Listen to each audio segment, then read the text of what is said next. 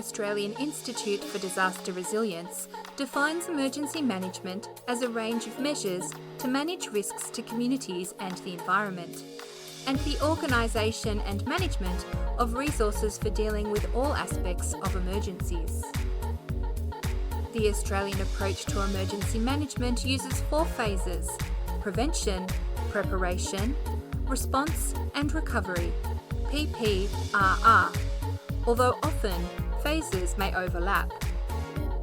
In Australia, managing emergencies is a shared responsibility across many stakeholders and occurs across all phases of emergency management. The same approach is used for all hazards. Prevention focuses on eliminating the impact of hazards and reducing our vulnerability to them. However, this is not always possible. In these instances, we must accept that this type of incident will occur and try to mitigate the impact and increase our resilience to the impact.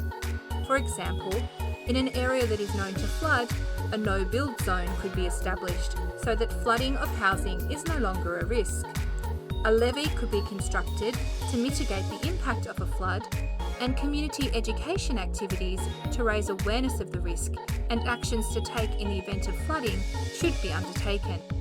Preparedness is about taking steps before an incident occurs to ensure there will be effective response and recovery.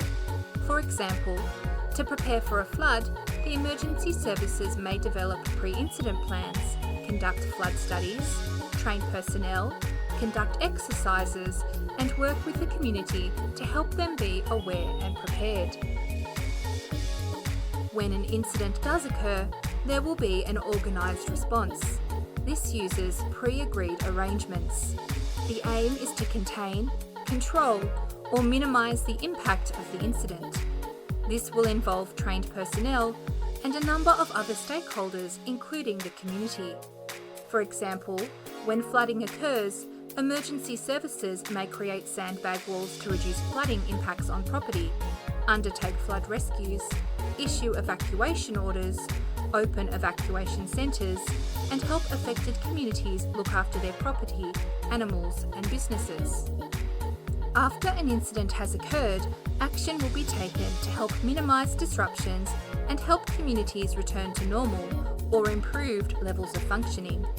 Ideally, this will incorporate plans and development actions that promote a more resilient community to similar incidents in the future.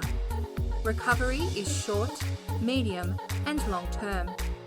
Examples of recovery actions after a flood include restoring utilities, repairing and rebuilding damaged structures, replacing roads, fences, and damaged stock. This is the ongoing, shared, and collaborative approach to emergency management used in Australia. We try to keep improving our capacity to manage the risks created by different hazards.